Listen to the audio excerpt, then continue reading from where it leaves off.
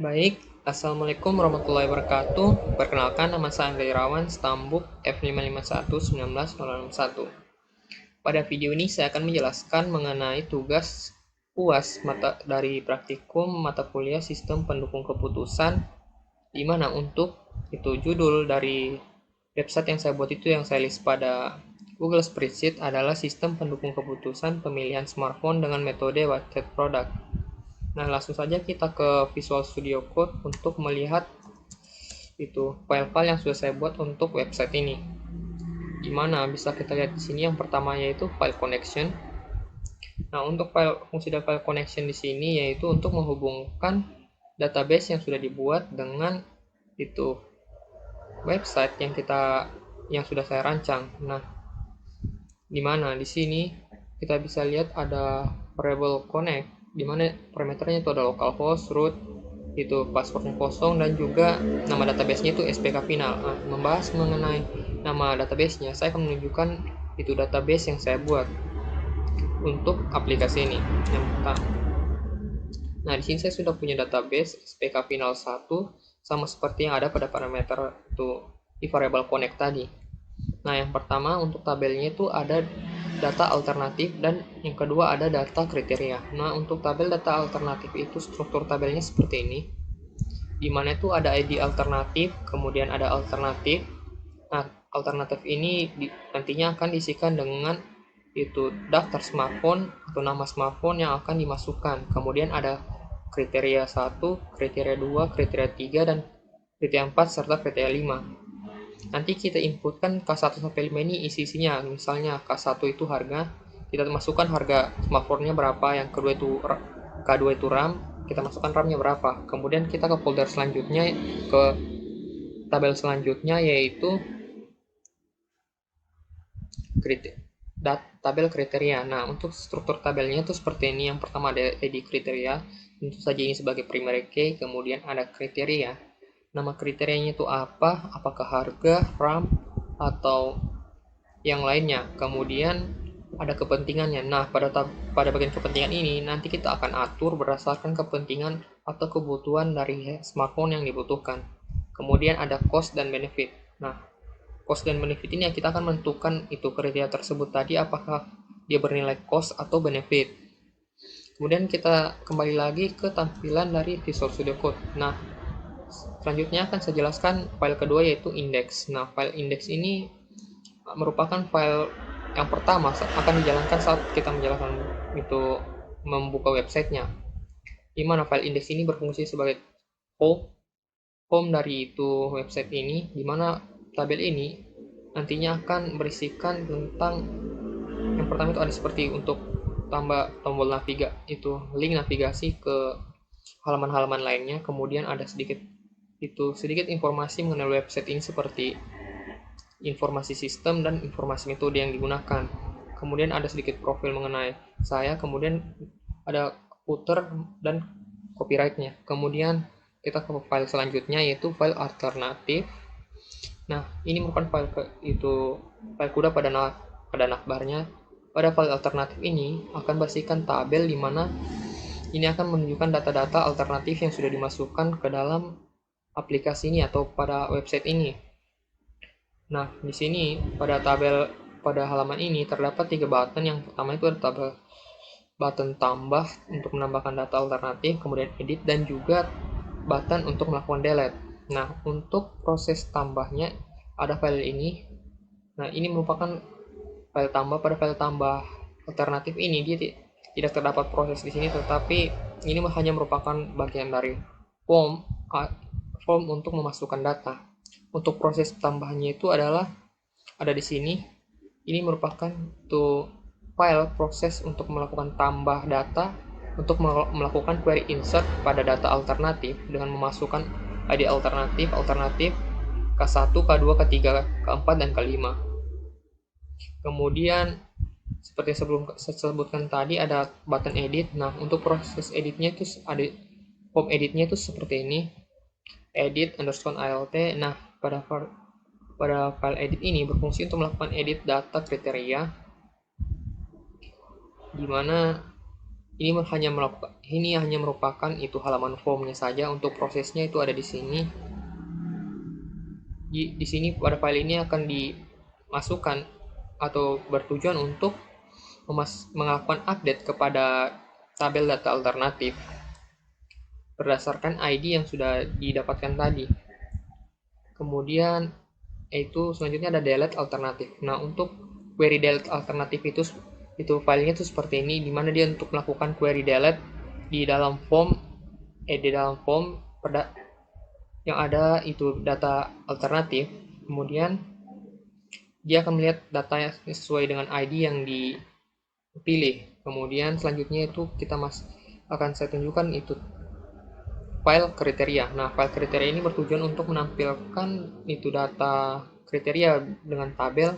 Pada halaman kriteria ini hanya ada satu button, yaitu button edit. Di sini bertujuan untuk mengedit kriteria, di mana untuk edit kriteria itu seperti ini filenya. Setelah kita menekan tombol edit, ya dia akan menuju ke file ini. Kemudian selanjutnya ini juga bukan merupakan hanya merupakan formnya saja, gimana prosesnya itu di sini. Di sini dia akan melakukan query update untuk data itu atau untuk tabel data kriteria berdasarkan ID. Kemudian selanjutnya itu ada file hasil. Nah, file hasil ini bertujuan untuk menampilkan itu tabel hasil atau tabel vektor V, di mana dia akan menampilkan nantinya itu tabel-tabel hasil perhitungan terakhir atau nilai akhir nantinya.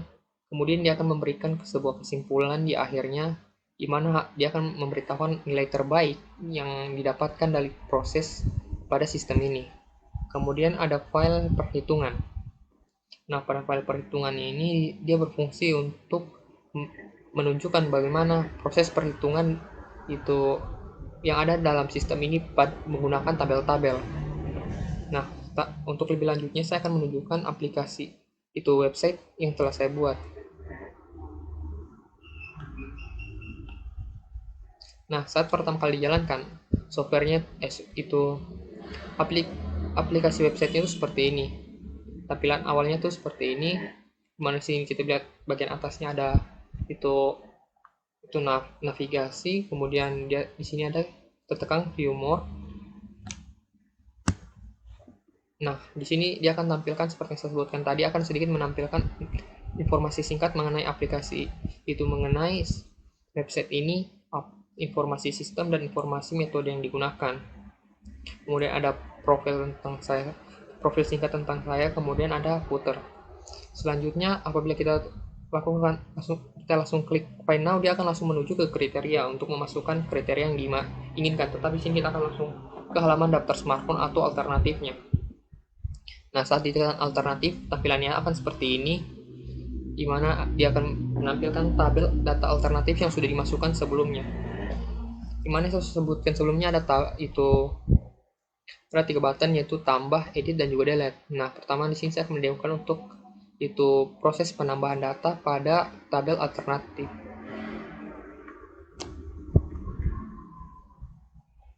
Nah, di sini bisa kita lihat, kita di sini bisa menambahkan alternatifnya, misalnya saja kita tambahkan di sini Vivo.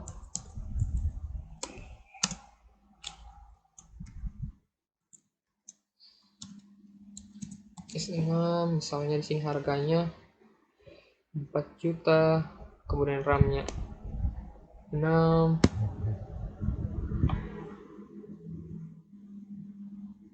dan sini tambahkan, kemudian kita masukkan di sini, dan kita simpan. Nah, bisa kita lihat di sini Vivo AS6 sudah berhasil ditambahkan. Kemudian apabila masih ada yang salah, kita dapat melakukan edit kepada data tersebut. Ini kita tekan, misalnya di sini RAM-nya kita ubah menjadi 8. Kita klik simpan. Nah, kita lihat di sini untuk Vivo A5s itu untuk RAM-nya sudah berubah jadi 8. Apabila ada data yang ingin dihapus di sini, kita tinggal menekan itu tombol delete. Nah, di sini akan muncul pop-up untuk apakah akan menghapus data. Ketiga alternatif Vivo AS6. Nah, kita klik OK, maka datanya akan berkurang 1, berarti proses delete-nya berhasil.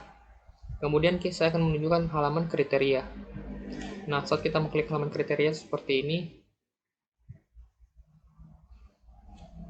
di sini bisa kita lihat ada 5 kriteria yang sudah ditentukan, dan 5 kriteria ini sebenarnya bisa diedit di sini. Misalnya saja prosesor, nilai atur, dan juga nilai kepentingan itu bisa kita atur. Misalnya sini kita atur di sini kriteria kelima yaitu kamera utama, misalnya ini menjadi tidak sangat penting, kemudian kita simpan. Nah, bisa kita lihat nilainya itu sudah berubah menjadi 1 yaitu atau tidak penting, yaitu sangat tidak penting. Kemudian kita batal. Kemudian saya akan menunjukkan halaman selanjutnya, itu halaman hasil. Nah, untuk halaman hasil sini merupakan tabel hasil dari perhitungannya, atau tabel dari hasil terakhir, atau hasil akhir dari perhitungan dari sistem aplikasi ini, yaitu website ini, dimana kemudian dia akan memberikan suatu kesimpulan, dimana misalnya di sini dari hasil pemilihan sesuai kriteria yang Anda masukkan, didapatkan bahwa Poco X3 Pro mempunyai hasil tertinggi yaitu 0,393213. Nah, berarti untuk berdasarkan kriteria yang sudah dimasukkan sebelumnya, smartphone yang menurut sistem ini terbaik yaitu adalah Poco X3 Pro. Selanjutnya kita ke halaman terakhir yaitu perhitungan. Nah, untuk halaman perhitungan ini bisa kita lihat di sini ada yang pertama ada tabel alternatif dan kriteria seperti yang sudah dimasukkan seperti sebelumnya. Kemudian setelah itu ada pembobotannya. Nah, kita lihat di sini ada tabel untuk hasil dari pembobotan kepentingannya. Kemudian dia akan tunjukkan lagi yaitu hasil dari perhitungan pangkat. Kemudian hasil itu tabel hasil dari perhitungan nilai S atau vektor S-nya. Kemudian nilai hasil akhirnya tadi sama seperti yang ada pada pada halaman itu hasil perhitungan. Di sini dia akan menampilkan juga hasil akhir, tetapi tidak ada kesimpulan di bagian sini. Hanya sekedar menunjukkan hasil perhitungannya saja. Itu tadi sekian mengenai aplikasi yang saya buat. Kurang dan lebihnya saya ucapkan terima kasih. Wassalamualaikum warahmatullahi wabarakatuh.